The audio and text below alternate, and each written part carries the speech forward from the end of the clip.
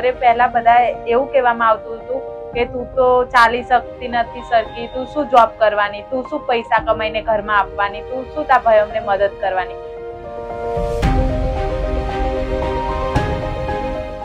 મારું નામ સોનારા રેણુકા છે. હું મજડા ગામની છું.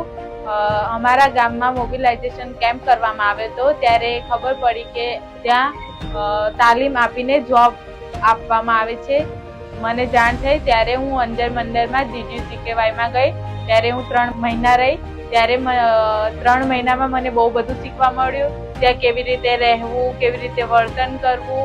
પછી વેલકમ કીટ આપવામાં આવી, તેમાં થોડી ચોપડીઓ, ભણવા લાયક અને ટેબ્લેટ અને બેગ આપવામાં આવી, યુનિફોર્મ આપવામાં આવ્યો અને ત્યાં અમારું જમવાનું રહેવાનું બધું ફ્રીમાં આપવામાં આવતું હતું.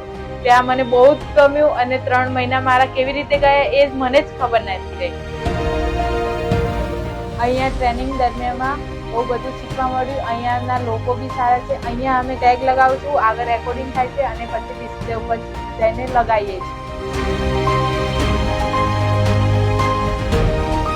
જ્યારે જોબ મળી છે ત્યારે બધાને ખબર પડે છે કે ના આ પણ કામ કરી શકશે.